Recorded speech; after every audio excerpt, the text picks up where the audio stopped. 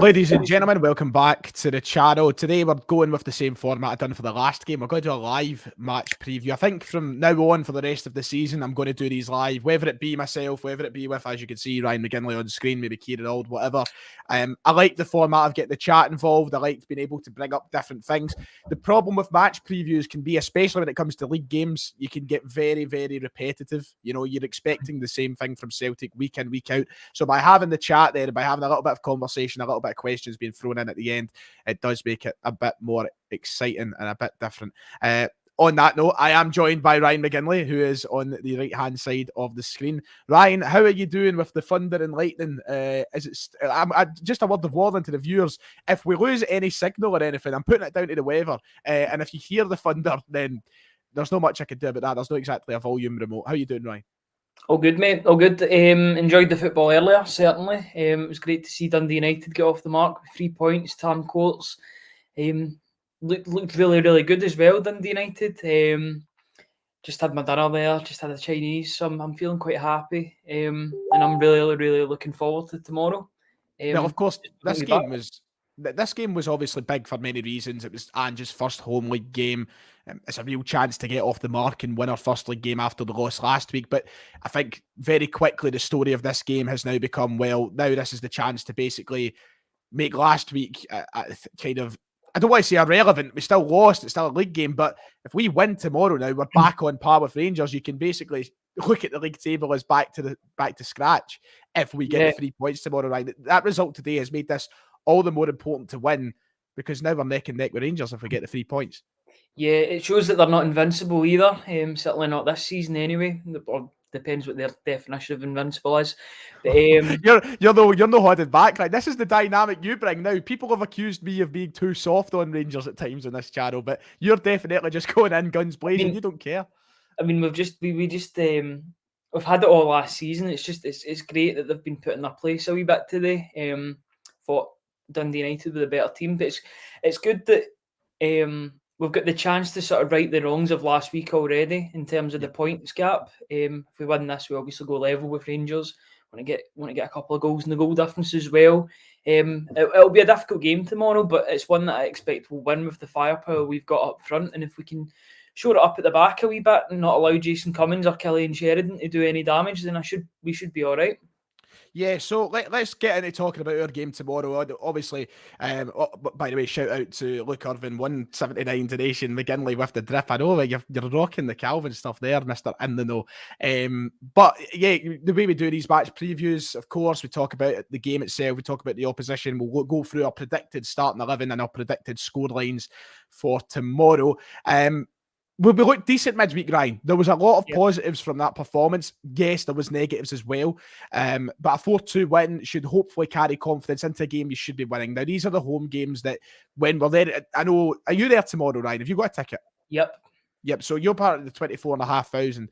It's a kind of game that when there is a full house anyway, you go, you expect them to win the game. It doesn't need to be flashy or anything, but you expect to go, get it done, walk out, go for a pint. Tomorrow, that's the vibe I'm getting from this. Dundee have just been promoted, and no disrespect to them.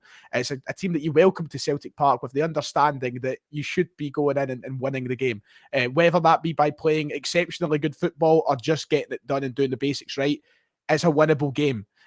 So Ange Postecoglou, he'll be desperate to win this, Ryan. He needs these 3 points to get off the mark. And I think that we can look at it as a pretty winnable game.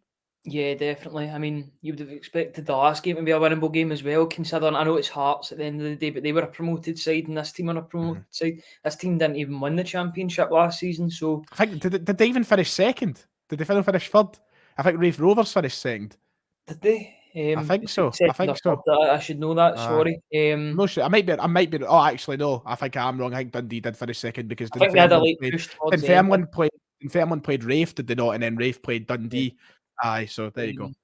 It's a game that we should be winning, and it's a game that Ange Postecoglou will be coming into.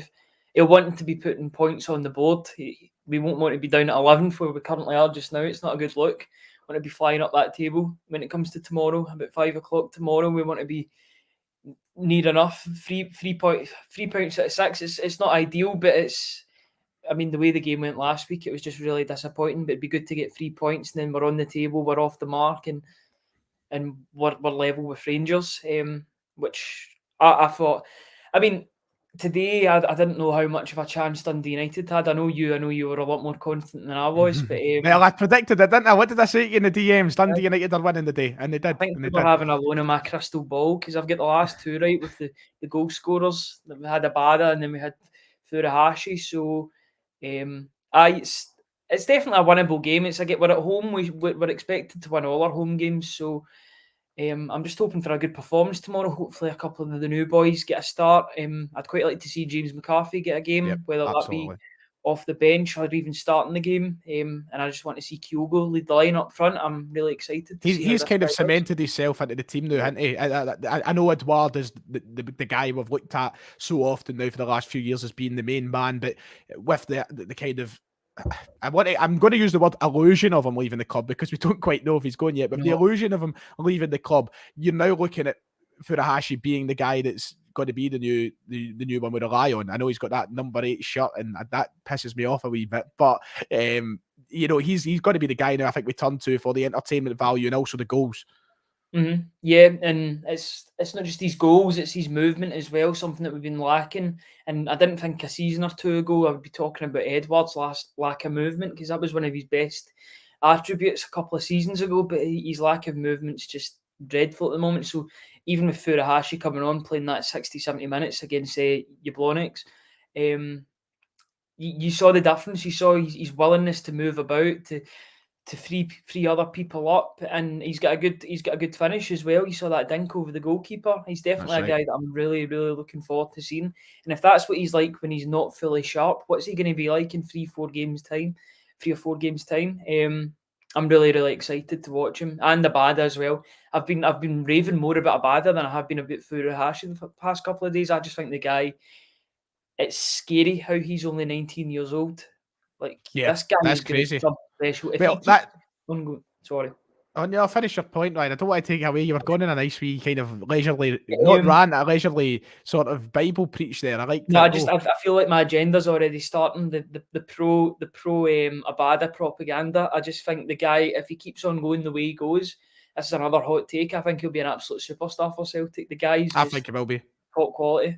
I think from everything we've seen so far, he has the qualities that Celtic have been missing for the last 18 months. The pace on the wing, the ability to cut in. He's finishing and looks sharp. His shots have been I've not looked at. I can't think off the top of my head any shots that went flying over the bar or miles No. wide. I feel like he's been very accurate where he's placing his shots.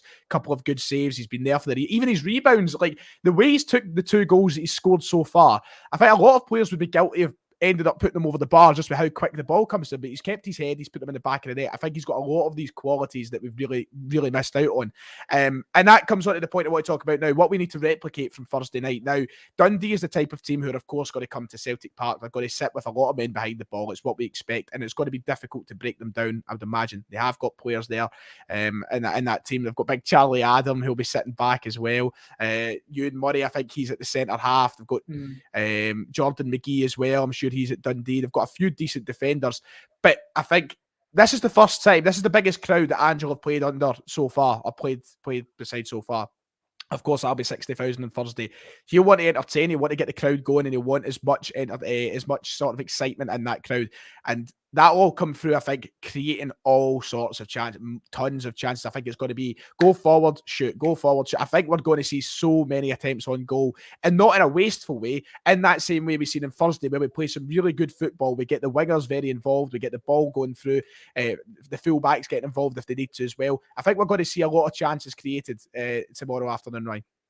Yeah, that's what I'm really excited for. I mean, every game that I've watched under Ange Postecoglou, like, you can't say we've not been sort of entertained by the way we're playing. We're forward thinking, good pressing on the ball, getting our shots away. Yes, we've not been as accurate in some games as we have with others, but we scored 4 goals in the last game, and it wouldn't have surprised me if we'd put 7 or 8 past that team during the week because we had the chances to do it. I thought 4 flattered us, or flattered them. To be fair, it should have been a lot more. It should have been 7 or 8.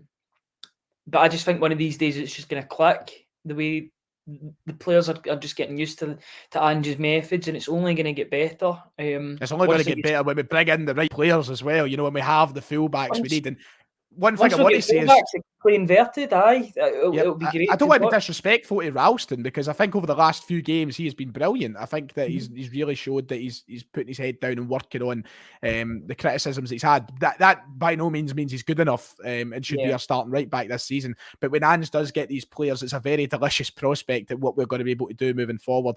Inverted fullbacks and all the likes. We need these guys, we need these players in, and that's when things will truly start clicking.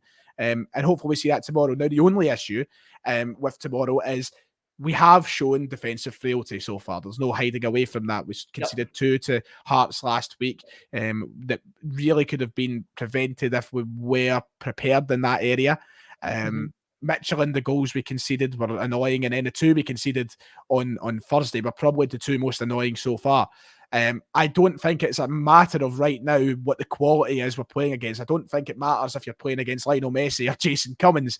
I think that with our defence at the minute, any strike force is licking their lips at the opportunity of getting in and behind and scoring goals into Celtic at the moment. So do you think Ange is going to have to adapt to that tomorrow, Ryan, to make sure that doesn't happen? Because Dundee certainly do have, with players like Charlie Adam with great vision and with fast strikers as well, like Jason Cummins, they do have the potential, the possibility to create a lot of issues for us tomorrow.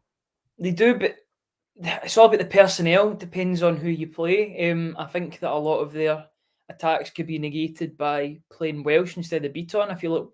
If you play Beaton, you're giving the opposition a chance at you, because Starfelt is just there on his own basically in the centre half pairing. Beaton can't defend. He's only in there because he can pass the ball forward. I wouldn't mind sacrificing a bit of our passing quality as long as we had someone like Dane Murray or Stephen Welsh in there that can actually defend the ball or defend an oncoming attacker. For me, it's all to do with the personnel. I put Stephen Welsh back in there. I don't see what he's really done to deserve to be dropped in the first place. Or if you don't completely trust Welsh, put Dane Murray in. He didn't put a foot wrong either. Beaton's let us down time and time again. I'm sick of seeing him at centre back. He cost the team over and over and over again. He's done it for 3 different managers now, you could say. He was doing it a bit for Rodgers, although maybe not to the same extent that he done it for Lennon. But yeah, it's quite a bizarre comment here. Someone Keir has said, I'd like to see Ralston played in the sorrow role. He kind of does when with the inverted fullbacks. I just couldn't imagine like a starting 11 with Ralston playing in like the pivot role of the midfielders or something. Just would look bizarre. I think I'd much rather have McCarthy playing in the Sorrow role than Ralston. Yes. Let's go through that then. Let's go through to the kind of last 5 or so minutes before we take some questions. Let's go through the kind of predicted 11 for tomorrow, what we'd like to see. I think we're both in an assumption of Joe Hart will start the game. Hopefully, he isn't tested too much tomorrow. Starts to get some confidence in there. He looked confident on Thursday. I think the 2 goals that we conceded really were out of just sheer stupidity. I think they were his fault, to be honest. I thought he could have done better. With the first goal, maybe not the second goal, because he pushes it on the post. I know. I said in my 3 things we learned. I was like, do you know what? I think Hart could have done better for the second because his positioning was a bit off. But then I watched it back again. I was like, But I think we're in agreement. Hart in goals. Right back, Tony Ralston. Yeah. Yep. Centre halves, we would go with Stephen Welsh over Beaton and Carl Starfelt. The question is, and I think he will change it. Do you expect Welsh to start, or do you think Beaton will start again? I think he will change it after midweek. I think Welsh will play, yeah, definitely. I think he'll come back in. I think he's taking him out the firing line a wee bit now, just bring him back in. Yep. Left back, Taylor. As much as I would like to see Bolingoli play, he's just not been quoted, so it would just be a bit random if he was in. Exactly. It would make sense. I would rather Bolingoli, right enough. So do you think McCarthy will come in then? Do you think McCarthy will start? I think it's you've got to start McCarthy tomorrow. On the Super Scoreboard today. It makes perfect sense. I've been thinking about it all day today. It is the perfect game to play because he's opposite numbers, Charlie Adam. Charlie Adam can't run about with the ball. He's in perfect position. He can dictate the play and sort of warm his way into the team, and I think it's a perfect game for him to play. Why not? Absolutely. And then of course ahead of him, I think you'd expect McGregor.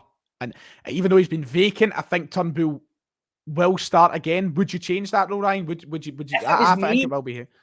If it was me, yes, I would change it. But at the same time, I can see why Ange is persevering with him because he's trying to get him used to this method. He's kind of like forcing him to get in the way that Ange plays. Whether he likes it or not, he'll play every game until he's used to it, which is fine by me. I don't mind because, I mean, the results, obviously our last result we get beat, but it's not really costing us as of yet.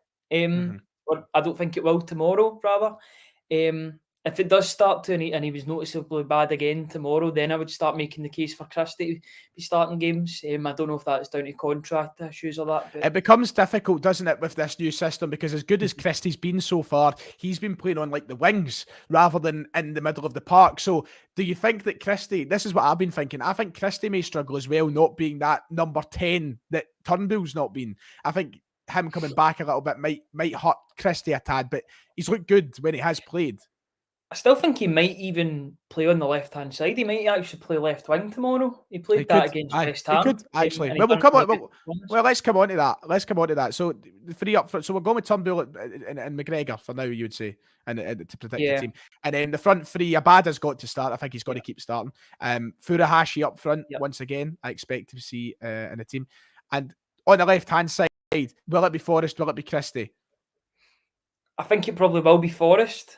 Because why would you drop him if he had a goal and an assist in the last game? That being said, I don't think he had a great game apart from that, but that's just Forrest's game. I think even if he does drop a 5 out of 10 performance, he's still there. He can still get a goal. Mm-hmm. He's a bit like Chris Commons in a sense. Remember that season he had where he scored 30 goals? He would have really bad games in that season, but he would still score or create, and you can't really drop that because at the end of the day, you need to win football matches, and the guy's a walking goal or assist machine. So, I'd probably keep him in. One thing we haven't talked about at all, which I brought it up when we were talking about James McCarthy, was his Brendan Rodgers impression yesterday. How funny is that? But it is, what does he say? Yeah, I played a couple of games here and there. What part of Arsenal is he from, man? I don't know. Maybe that's the Irish in him coming out. I've still actually posted a clip from the James McCarthy presser yesterday. I thought Celtic were going to send better footage, so I might get onto that tonight. So yeah, score predictions, Ryan. Before we take a couple of questions from the audience, score prediction quickly. For this. I'm going to get clipped for my score prediction. Wait, you're going to go big. You're going to go bold. Mm-hmm. I'm going for 6-0. 6. Fucking hell! I just think I don't care if we get clipped because I want to be confident. No, actually, I'm going to go for 6-1 because we can't keep. I was going to say 3-1. I was like, I'm more baffled at the fact you think we'll keep a clean sheet. I'm going to go 3-1. I can't see Abada not scoring. I can't see Furuhashi not scoring, and I can't see Forrest not scoring. So, I just think there's goals in this team, and I'm really excited.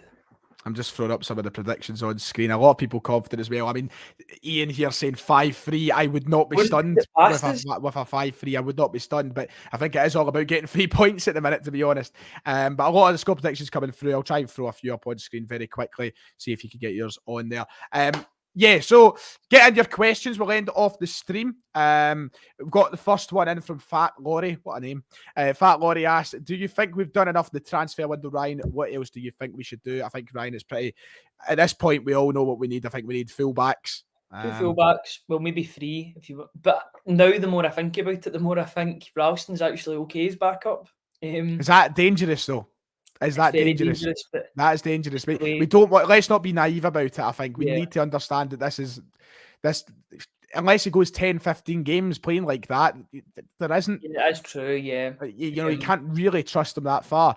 But 2 fullbacks, 3 fullbacks, or 2 fullbacks would be good enough. I'd say if we get 2 just now, it can tide us over to January. I think. Yeah. We need another centre half though as well, and I think for me right now with the current squad, that would be good. I think right now, if we could get a centre back and a couple of fullbacks in, I think that's where the loan market can come into handy. Come in handy, not into handy. I don't even know what I'm saying there. We should use the loan market to bring somebody in, maybe even from the City group. I've sort of championed them a couple of times, but Ko Itakura had a great season in the Eredivisie last season, so he's the sort of guy that would really fit in the team, and it'd be helpful to have a fellow Japanese player in to help settle Furuhashi as well. I want to accommodate this guy the best we can. And I know it sounds quite stereotypical. Oh, you get a Japanese guy in and they'll both get on. They might not get on, but they might know each other from the Japanese ranks. So it'd be a good guy to bring in, and I think it would make perfect sense. And the fact is, if we pay a substantial loan fee for him, then next season he's out of contract. So we could even be able to get him on a a free transfer next year. So it's all about getting those building blocks. But in terms of other positions, I say we need another left winger. I was in Lovrich's DMs about an hour or so We ago. need to get Lovrich in. We do. We need to get Lovrich in. Lovrich is a walking goal or assist machine. I've been talking about him for weeks. The guy is quality. This question, I've stopped entertaining the idea of Jordan Larson a long time ago. It's not going to happen. It's a fairy tale. It's never going to happen unless he has an absolute stinker and his value drops by 50% or 60%. We're not going to ever be having Jordan Larson play for Celtic. That's the reality of the situation, I think. Lewis Laird in the chat. Thoughts on the B-side Wednesday, Ryan? You were there. Very, very impressed, especially the first half. There was a couple of real standout performers. Bolson Lawal looks a good player, the boy that we got from Watford. They're kind of playing him as a centre-back, even though I think he is more suited to a defensive mid, but I don't know if they're trying to just doctor him into making that change. Rocco Vata was a good player as well. That's Rudy Vata's son. Vata's son, that's right. He's only 15 years old, but he looks a really good player, a really good finish. Owen Moffat was running the show. The boy is Jimmy Johnson. He's absolutely unreal. I thought you were about to hit out with there's my camera away, but I thought you were going to hit out with there when you. I thought honestly you were pausing to go, he's better than Jimmy Johnson or something. I was like, oh my god, right, calm down now. I don't think we should go as far yet as to give him the number 7 shirt and say he's the second coming. Well, who knows? Maybe. Kirsten. Yes, Kirsten said early days, but who do you think the top 3 players are who have a chance to be player of the season? I think that's a good way. We'll get one more question after that, but I was going to say that's a good way to end the show, but we'll get one more question that relates into tomorrow. But that's a good question, Kirsten. If I was to go quick fire so far from what I've seen, even though it is really early, of course, quick fire, I'd say Abada, I think is the number one. I think he's a stick on to be young player of the season, by the way. Yeah. Abada, Callum McGregor, and who's I was thinking somebody there and I've totally forgot. He's not played yet. I'd put Christie. Yeah, Christie as well. If he gets a new contract, then he could. Yeah, there's a free I'd go for. I don't know about you, but there's my free. Christie, McGregor, and Abada. Yep, Stephen agrees with that as well. I think, in terms of full starting debuts, I think Furuhashi was very impressive. And if that's him when he's not as sharp, what is he going to be like in October, November time? Hopefully, just unplayable. That's what I'm hoping. Unplayable. I hope defenders just can't do anything. We'll try and get one more question. Let's see. One more question to throw up on screen. Josh has asked, someone asked, and I'm going to bring up Josh's point to Josh talking about Julien's post. Do you think that's a tease of a quick return for him, or do you think it's just the standard Christopher Julien Instagram antics? I think they were involved in a media day today or something, because Urigide put up a picture as well, and it was a similar sort of background. So I don't know if they were taking pictures for their website or for Sky Sports or something. But it's good that he's saying that. I mean, he wouldn't be saying that if he was 6 months away. So it must be closer than we think. And I can't wait to see. Can't wait to have him back. And Julien. That is going to be great. Julien, what a player. Miss him very much. Right, that'll do us then. That's the thing. He's an absolute leader. Yep. Then that's us. 25 minutes for the match preview. It's the longest match preview I've ever done, but time flies when you're having fun, and it's always good to have a bit of chat with someone else on the show. So, Ryan, thanks very much for joining me once again. Thank you for everybody who's been watching. About 500 viewers right now. So thank you for tuning in. Hopefully, when I do my 3 things tomorrow, we can be very positive and talking about the fact that we are back on par with Rangers, because that is there for the taking now. Make sure we've got the podcast on Monday as well. So that's right, podcast on Monday. So make sure to tune into that. Make sure to like and subscribe to the channel as well if you haven't already, and we'll see you all